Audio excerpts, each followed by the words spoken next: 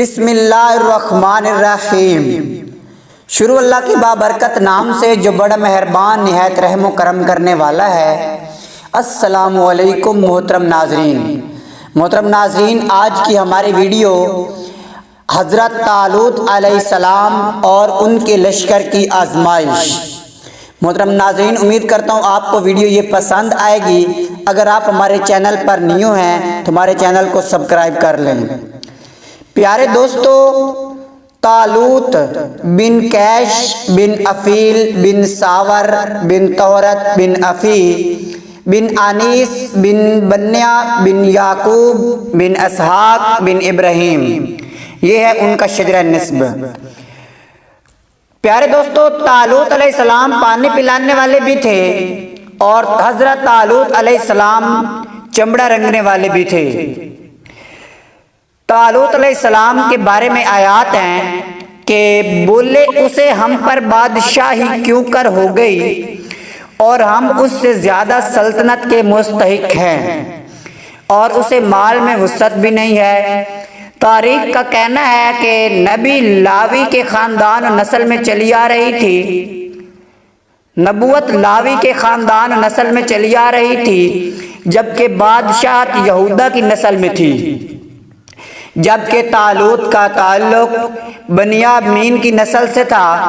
جب بادشاہ بنیامین کی اولاد میں منتقل ہوئی تو بنی اسرائیل رائے تو وہی بادشاہ کر لیا، اور بنی اسرائیل حضرت شمویل علیہ السلام کے پاس آنے لگے ہوئے کہنے لگے کو ماپنے لگے بادشاہت کے حوالے بنی اسرائیل میں زیادہ طالوت کے سوا ایسا کی مقدار کوئی بھی دراز قد نہ تھا کہ یہ فقیر ہے۔ حضرت شمویل علیہ السلام کے پاس حاضر ہوئے اور شرائط پر پاس نہیں ہے تو یہ بادشاہ کیسے ہو سکتا ہے؟ بادشاہ مقرر فرما دیا۔ پیارے دوستو، فرمایا اسے اللہ نے چن لیا ہے، اسے علم اور جسم میں کشادگی زیادہ ہے۔ کہا جاتا ہے کہ اللہ تعالی نے حضرت قول کے مطابق جنگی معاملات کے اعتبار سے کشادگی سے آپ کو نوازا گیا تھا اور ایک دوسرے قول کے مطابق جتنا آپ کو علم میں کشادگی اور فراخی عطا کی گئی تھی وہی بادشاہ ہوگا۔ جہاں تک جسامت کا تعلق تھا، اس بارے میں بھی ایک قول یہ ہے کہ درازی قد کے اعتبار سے آپ کشادہ جسم لائیں گے فرشتے، اور ایک دوسرا قول ہے کہ اس میں بڑی نشانی ہے تمہارے لیے اگر ایمان رکھتے ہو تو۔ کلام سے ظاہر یہ بھی ہوتا ہے کہ اپنے نبی علیہ السلام کے سب سے تمہارے رب کی طرف سے دلوں کا چین ہے۔ اہل علم حضرت طالوت علیہ السلام ہی تھا جس میں انبیاء کرام کے سینہ ملک جسے چاہے دے اس کی حکومت اس کی مخلوقات سکینہ سے برا حکم ہے ہوا ہے۔ محترم ناظرین، قول کے مطابق اس کی شکل بلی سے ملتی کی صلاحیت کی برکات، جب وہ چیختا تو بنی اسرائیل نے فرمایا اس کی بادشاہی کی نشانی یہ ہے کہ آئے تمہارے پاس اٹھا کے لائیں گے جسے طرف سے دلوں کا چین ہے، اور یہ بچی ہوئی اللہ تعالیٰ کی نشانی اور واضح دلیل ہوگی۔ ہارون علیہ السلام کے سچائی پر جو میں تمہیں کہہ رہا ہوں، اور اس سال بادشاہ کی ولایت کی صحت و دلیل ہوگی، اس لیے فرمایا کہ بے شک اس میں بڑی نشانی ہے تمہارے لیے اگر تم ایمان رکھتے ہو تو۔ محترم ناظرین، جب قوم عمالقہ اس تابوت کو چھین لے کے گئی جس میں سکینہ اور معزز انبیاء کرام کے ترکہ کی بابرکت چیزیں تھیں، ایک روایات کے مطابق تحریر شدہ تورات کے اس میں ٹکڑے بھی تھے، جب تابوت ان کے ہاتھ والا چلا گیا کر گئی تو انہوں نے اس تابوت کو بت کے نیچے رکھ دیا۔ صبح ہوئی تو انہوں نے دیکھا کہ تابوت کو جس بت کے نیچے رکھا تھا وہ بت نیچے تھا اور تابوت اس کے سر پر۔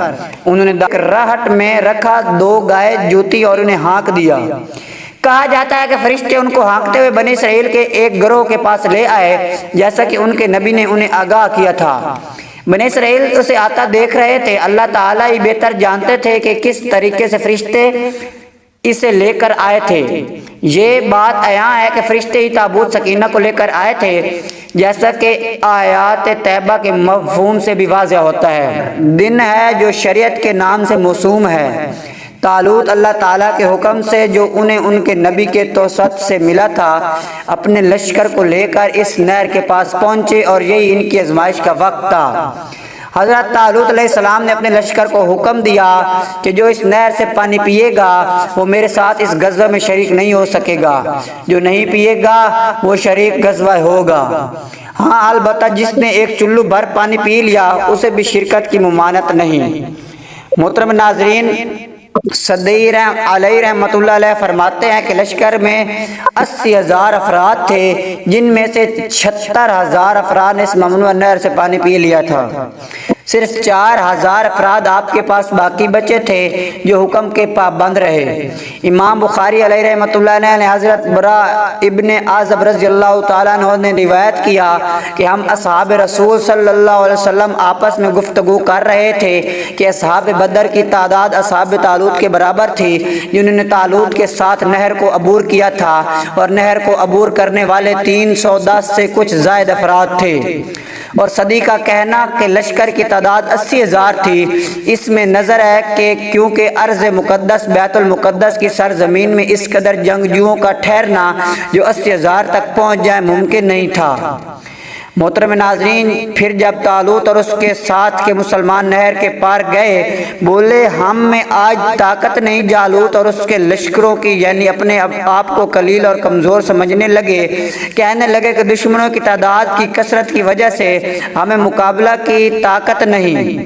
بولے وہ جنہیں اللہ سے ملنے کا یقین تھا کہ بارہا کم جماعت غالب آئی، زیادہ گروہ پر اللہ کے حکم سے، اور اللہ صابروں کے ساتھ ہے۔ محترم ناظرین، یعنی طالوت کے ساتھیوں میں سے جو بہادر تھے وہ اہل ایمان اور ایقان بہادر لوگ جو جنگ و جدال نیزہ زنی پر صبر کرنے والے تھے، انہوں نے یہ بات کہی۔ پھر جب سامنے آئے جالوت اور اس کے لشکروں کے عرض کی، اے رب ہم پر صبر انڈیل اور ہمارے پاؤں جمے رکھ، کافر لوگوں پر ہماری مدد کر۔ اہل ایمان و ایقان نے اللہ تعالیٰ کے حضور دعا کی کہ اے رب العالمین ہمیں صبر کی دولت سے مالا مال فرما دے تاکہ دلوں کو اطمینان نصیب ہو جائے اور ہر قسم کا اضطراب رفع ہو جائے۔ میدان جنگ میں جب باطلوں سے برسپکار ہو، گمگسار ہو، ایسے میں ثابت قدمی عطا فرما۔ انہوں نے ظاہر و باطن سے ثابت قدمی کی التجا کی تھی، اور یہ کہ دشمنہ خدا منکرین آیات الہی اور دشمنان اہل ایمان پر فتح و نصرت مانگی تھی، ان کی مرادوں سے بہرہ کر دیا۔ اس لیے فرمایا اللہ تو انہوں نے ان کو بھگا دیا اللہ کے حکم سے، یعنی اللہ تعالیٰ کی طاقت و نصرت سے دشمن کے چھکے چھڑا دیے۔ ان میں سے ان کی اپنی طاقت و قوت کا عمل دخل نہ تھا، حالانکہ ان کے مقابلے میں دشمن کی تعداد کہیں زیادہ تھی، جیسا کہ ارشاد باری تعالیٰ ہے، اور بے شک اللہ نے بدر میں تمہاری مدد کی جب تم بالکل بے سر و سامان تھے۔ اللہ سے ڈرو، تابوت کو بت کے نیچے رکھ دیا۔ دوسرے دن پھر وہی صورتحال ہوئی کہ تابوت بت کے اوپر تھا۔ جب بار بار ایسا ہی ہوتا تو وہ جان گیا کہ یہ معاملہ اللہ عز و جل کی جانب سے ہے۔ انہوں نے اسے اپنے شہر سے نکالا اور کسی دوسرے قصبے میں رکھا ہے۔ اسی دوران ان کی گردنوں میں کوئی مرض پھوٹی اور قوم گردن توڑ بیماری میں مبتلا ہو گئی۔ جب یہ بیماری طوالت اختیار کر گئی تو انہوں نے اس تابوت کو ایک راہٹ میں رکھا، 2 گائے جوتی اور انہیں ہانک دیا۔ کہا جاتا ہے کہ فرشتے ان کو ہانکتے ہوئے بنی اسرائیل کے ایک گروہ کے پاس لے آئے، جیسا کہ ان کے نبی نے انہیں آگاہ کیا تھا۔ بنی اسرائیل اسے آتا دیکھ رہے تھے، اللہ تعالیٰ ہی بہتر جانتے تھے کہ کس طریقے سے فرشتے اسے لے کر آئے تھے۔ یہ بات عیاں ہے کہ فرشتے ہی تابوت سکینہ کو لے کر آئے تھے، جیسا کہ آیات طیبہ کے مفہوم سے بھی واضح ہوتا ہے۔ محترم ناظرین، لشکر طالوت کی آزمائش ہے۔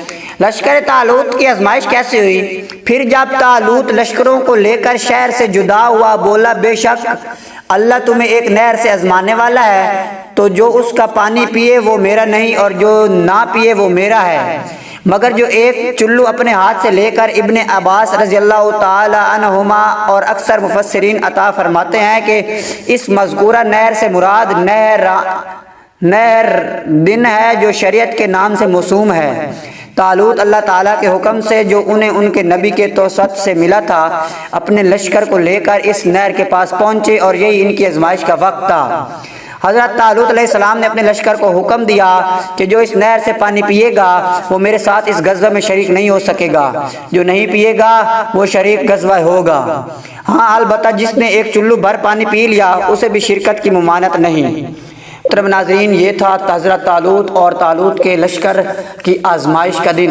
آزمائش یہ تھی محترم ناظرین کہ حضرت طالوت 80,000 لشکر کو لے کر نکلے، جن میں سے 4000 باقی بچ گئے تھے، ایک نہر تھا اس سے پانی نہیں پینا تھا۔ تو جب حضرت طالوت کے لشکر نے پانی پی لیا، یہ اللہ تعالیٰ کی طرف سے آزمائش تھی، جب حضرت طالوت کے لشکر نے پانی پی لیا تو ان کو جنگ میں جانے کی اجازت نہیں تھی، ہاں لیکن اتنا پانی پی سکتے تھے کہ ایک چلو بھر کے اپنے اندر لے جا سکتے تھے، کیونکہ اپنے حلق کو ٹھیک کرنے کے لیے۔ جن لوگوں نے پانی نہیں پیا، ایمان پر ثابت قدم رہے، وہ حضرت طالوت علیہ السلام کے ساتھ جالوت کا مقابلہ کرنے کے لیے ڈٹ گئے۔